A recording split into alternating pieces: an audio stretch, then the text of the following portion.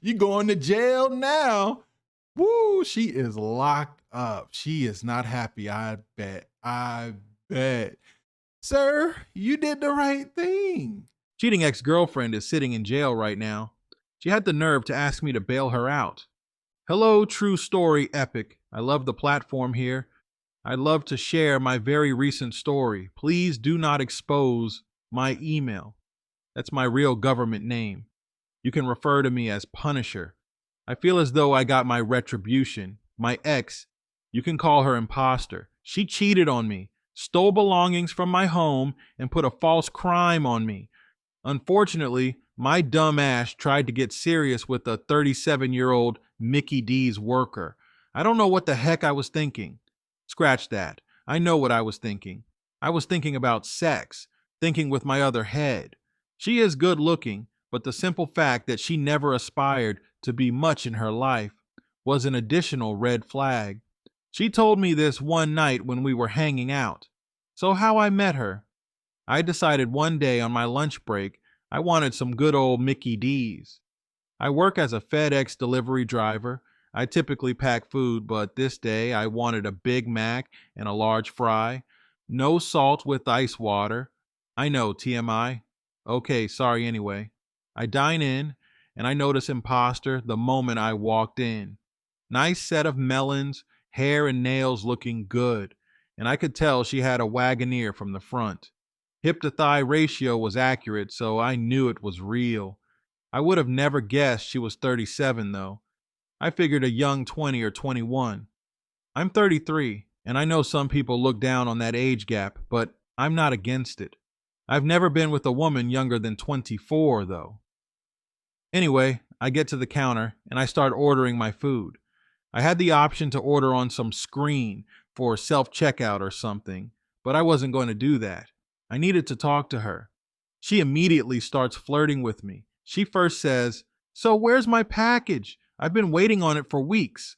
Almost forgot that I was a FedEx driver, and I was a little confused at first and it didn't hit me." I said, "Oh, what you order? Maybe I can pull some strings and try to get it to you." She waved her hand at me and said, "I'm just joking. How are you?" I said, "I'm good. I'm good." I ordered my food and then we started talking a little more. Luckily, there was no one else waiting in line, so it was easy to keep this conversation going. I ended up telling her about my son and how the following weekend I was going to be going to one of his basketball games. She was asking me about my child's mother, and that's when I knew she was really into me, and she was trying to figure this out. She then says I need to hurry up and try to have kids. I'm getting old. I then asked her about her age. I said, "What do you mean you're getting old?" She says, "How old do you think I am?" I said, "You're not older than 21, I can guarantee you that." She smiled and said, "Wow, you are so sweet. Thank you so much." And I'm just looking at her thinking, "Okay, how old are you?" She says, "You want me to tell you my age?" I said, "Absolutely." She says she's 37 years old. I was floored. I took my hat off and slammed it on the ground. There's no way, that's impossible. Some of the other workers started cracking up laughing. They were saying we say the same things to her. There's no way she's that age. I think her birth certificate is wrong. She said for sure she's 37. I said, "Wow, your family's genes should be sold in a bottle." My food was ready, but before I left the counter, I told her I definitely wanted to hang out with her and maybe take her out sometime. She smiled and said that would be great, we can do that. And that's how I met Imposter. We started hanging out often. I took her out on dates. She invited me to her house immediately, actually. During the second date, we were at a bar. We were there till 2 a.m. and she's just sitting there smiling at me. And I said, "What?" I said, "You know what? I know what it is." And that's when I leaned in and kissed her. We made out after that. She told me that she wanted me to come to her house. You know what I was thinking, but she immediately said, "Just hear me out. I really like you. I'm not inviting you over to have sex, but I wouldn't mind cuddling with you." I'm a big cuddler. I said I respect that. I remember her telling me, "Okay, I'm not playing hard to get. I'm not trying to get you to take it from me or be more aggressive. I'm being honest with you. I absolutely 100% don't want to have sex, but I want you to come over and I'd love to cook for you in the morning. I stayed at her house and we cuddled, and it was great. I thought this was a good girl. Man, I would have never in my life expected her to turn out the way she did. She actually had to do the things for me to believe it. Someone could have come to me and told me she's a criminal. She deals with drug dealers. She has a very sketchy past. I would have called them a liar. So, during breakfast that she made for me, it was amazing. Pancakes, sausage, eggs, apple juice, which is my favorite. She went out that morning to go get apple juice because she knows it's my favorite morning drink. I was becoming very impressed with this woman until, during breakfast, she tells me how she's never really had ambition in her life. Her father spoiled her growing up. She never needed for anything, and he kind of set her up for failure because she never had desire to be anything. I said so when you were in elementary. You never wanted to be a doctor or a dentist or maybe an actress or a pilot or anything. She says absolutely not. She's never even imagined herself working a career. I said, wow. So when you were 18, what happened? She told me she didn't move out of her parents' home until she was 27 years old. Her father paid for everything. He paid her car. He paid her insurance. He paid to get her hair nails done. He paid for absolutely everything. She needed food. She wanted to eat out. She ate at the house.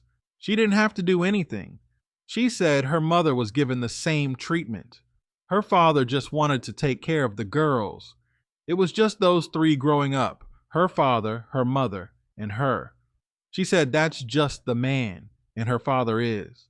The only reason he isn't doing it right now is because he's not able to work anymore. He tries to, she says. When she goes over to his house, he's trying to give her a bunch of things, and even if she's eaten already, he's trying to feed her. That's the person he is. To this day, he takes care of her mother no matter what. What I did like about Imposter was honesty when it came to her growing up and how it shaped her. She thinks that this treatment has ruined her life. I mean, she's alive and she's doing well and she's healthy, but the fact that she has no desire to ever go to school or learn a trade or learn a skill. She'd rather do it the easy way. Okay, now I have to work. I'm going to go work at McDonald's or I'm going to go work at a grocery store. She knew once her dad couldn't work anymore and he was getting disability that she'd have to start working. She said she felt bad in the beginning when he started getting disability because she continued to allow him to do things, but it just wasn't enough. He couldn't take care of her lifestyle anymore. Her rent was $2,800. Her hair was over $300 a month. Her nails twice a month were over $150 a month, both times. So, $300. She had to return her BMW because car payment was too high. Her daddy used to pay for it. She currently drives a Honda. Very nice car too, but she talks about that BMW often. She would always mention how she missed that car, but it all makes sense because I found out she ran around with this crowd. She had a history with this crowd, and she would still do some things for these people every once in a while. I see why she did. It was easy money. So, I wasn't surprised to learn that she dealt around with dealers and thugs. So, in the beginning of us dating, there were a few times where she took trips. It'll be with her girlfriend or a group of girls. It never bothered me. I didn't think she was up to anything fishy. I never got any red flags, but I learned that they were moving, let's just call it work or packs, for a group of guys, trips to Chicago, trips to St. Louis, trips to Atlanta. This girl was helping distribute. She had a warrant in Georgia. Apparently, she was caught by the police and escaped. I found out by snooping. And when I found out the bullcrap she did to me, you better believe I called the police on her dumb ass. I am a stand-up citizen. And if I see a crime being taken place, or I know of a criminal that's in my neighborhood, better believe I'm turning into a Karen and I'm calling the police. Your kind aren't welcomed here, ma'am. So, Imposter and I dated for a couple months before we got serious. She didn't give me any sex until we got serious. She told me that was important to her. She doesn't just go around throwing her body around, and she hates that people judge her because of her body type. She is shaped amazingly, like top and bottom, and on top of that, she's very, very pretty, so I hear what she was saying. I could imagine just wanting to hit it heck when I saw her that day at McDonald's, she could have told me. Hey, want to go to your truck really quick and get in the back of it? I probably would have done it, but her telling me this and me believing it, she probably was lying to me. But it made me like her even more, and I started to respect her even though I felt she could do better, job-wise. That just wasn't really that important. See, with men, and I'm not saying I have the best job in the world, but I make really good money for what I do. But men in general typically do date down. It's just something that's okay in society and something that men do, but it's rare to find a woman that will date down. Most women won't at all. I don't care if they made 5,000 more than a man.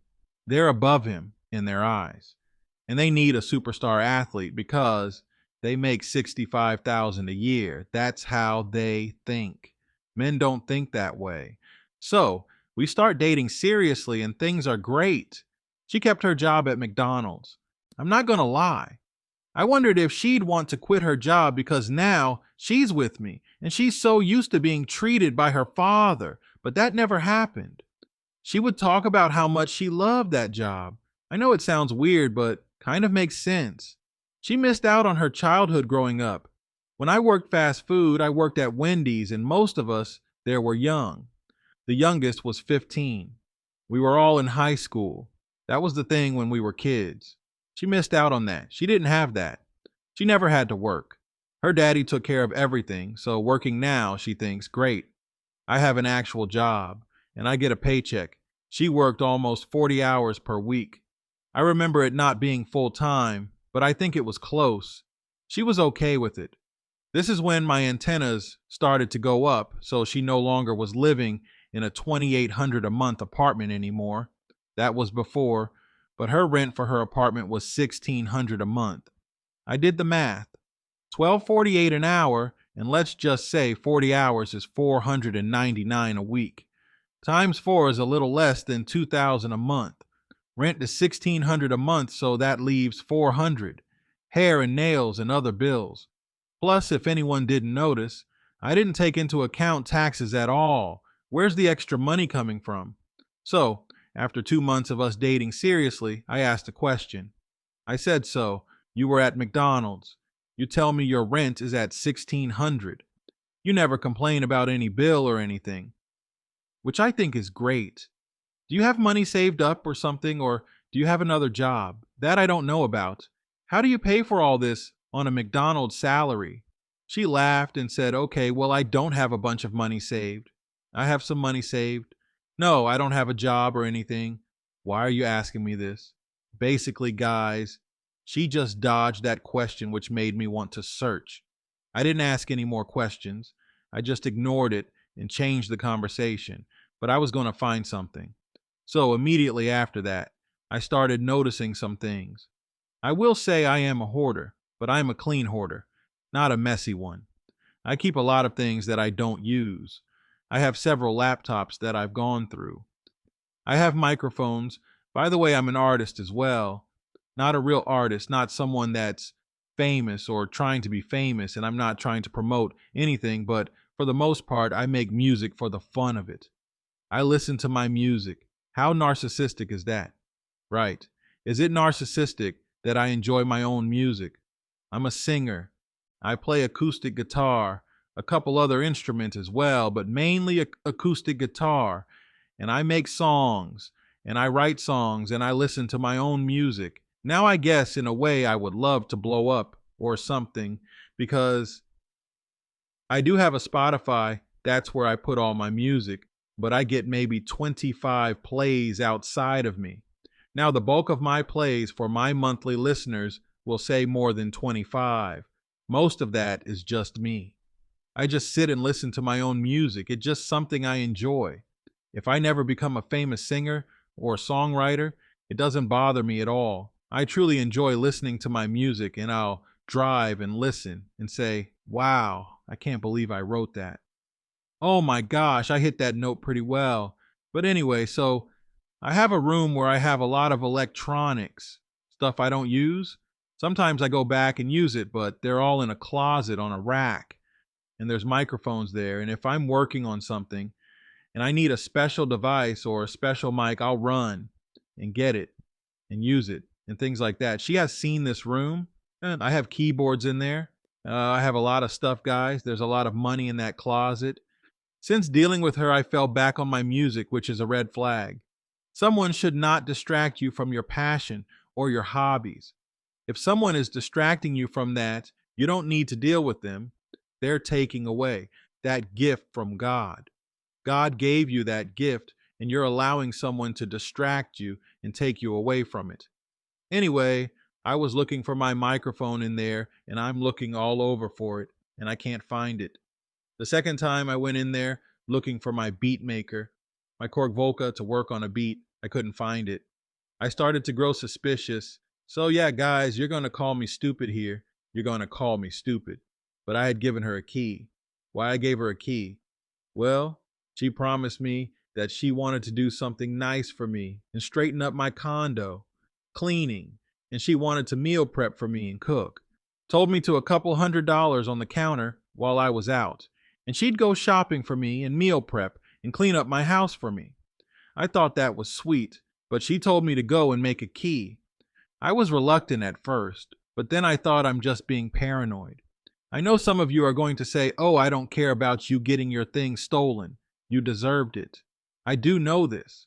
When I couldn't find those 2 items, I immediately called and got the locks changed on my place, both front and back, and now in my head, I was thinking someone could have stolen the key from her, but she never said anything about it, so that would be weird. I don't know, a lot of stuff was playing in my head, so I questioned her about it. I said, hey, I'm not accusing you of anything, but I noticed in my other room some items were missing, and I just want to make sure that you didn't misplace them, or maybe you wanted to borrow it or something. She looks at me and says, are you accusing me of stealing your stuff?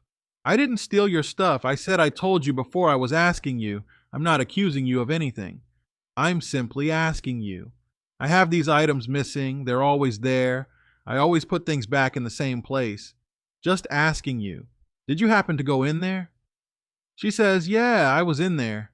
I was just curious and wondering if anything needed straightened up, and I actually was going to organize it. But I realized, well, he probably has this here for a reason, so I didn't touch anything.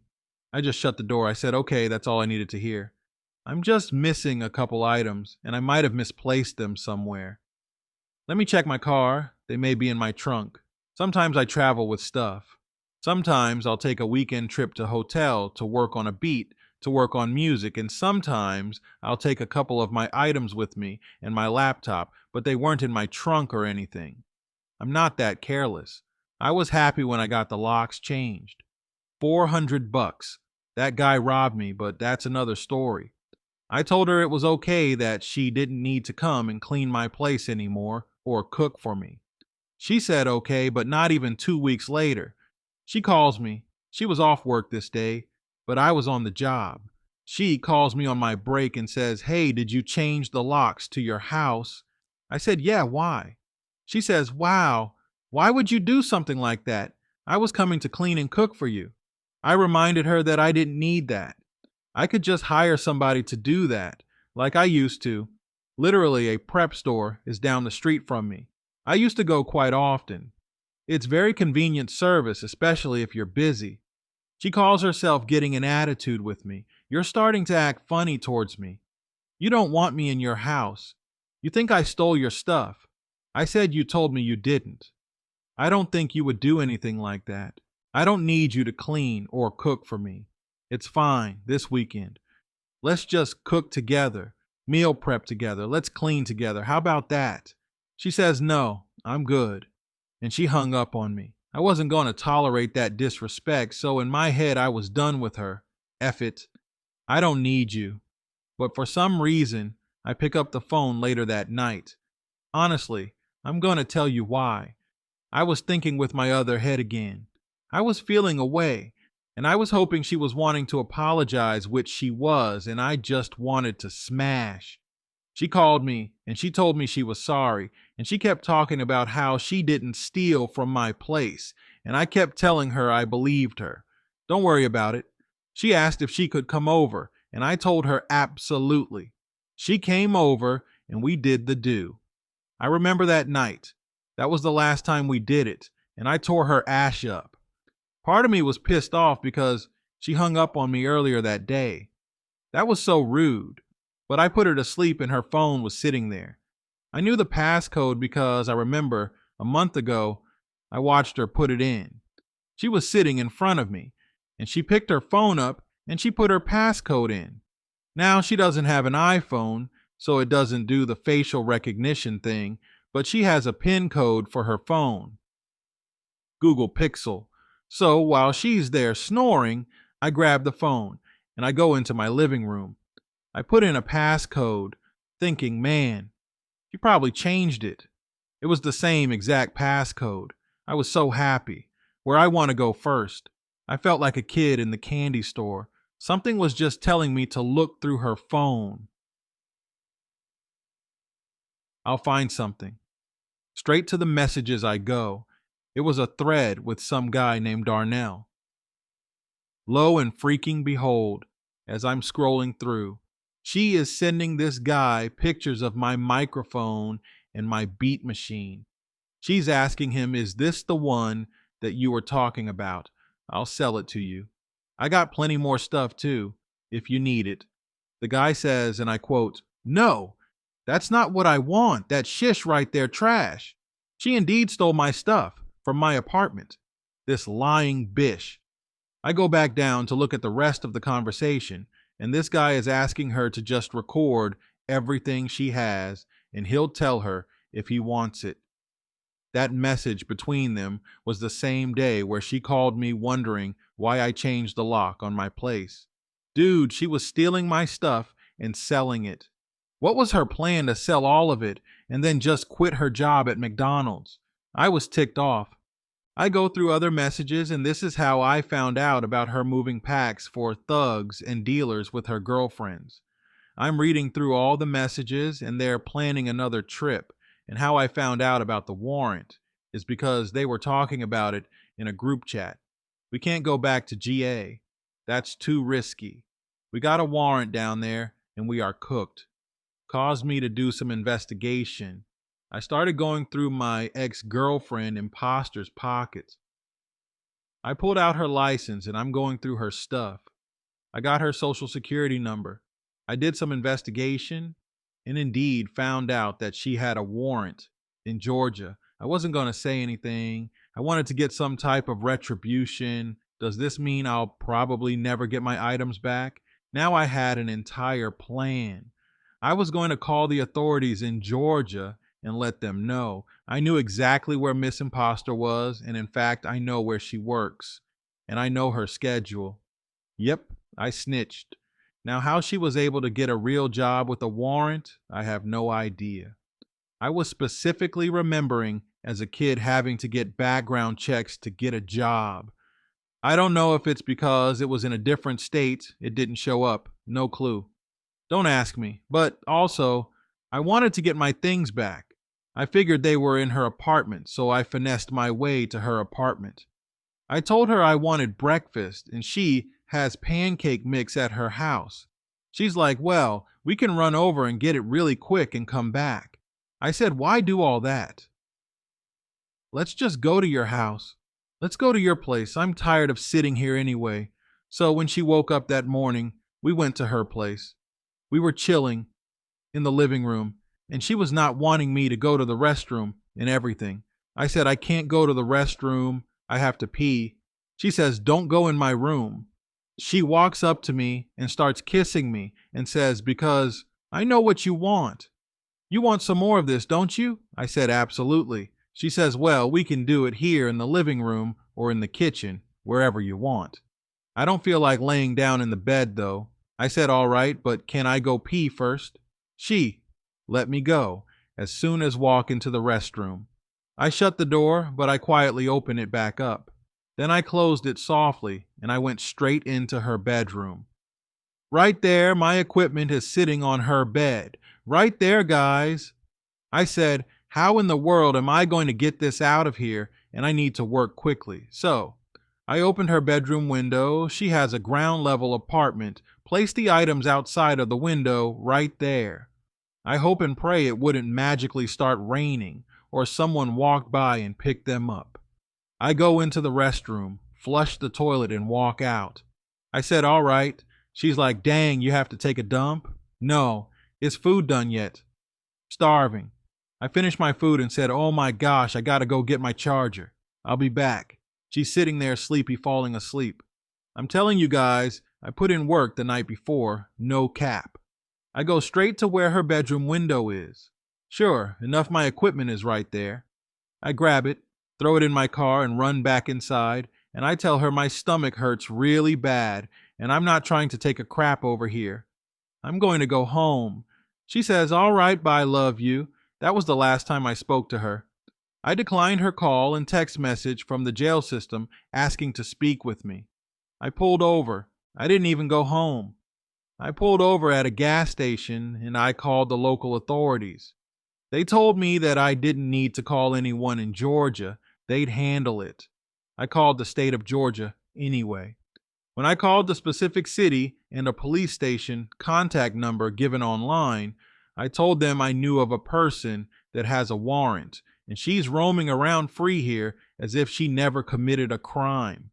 I told them that I called the local authorities, and they told me I didn't need to call anyone in Georgia, but I wanted to call and turn her in and make sure justice gets served. I'm not going to physically turn her in, but I'll tell you guys exactly where she works and exactly where she lives.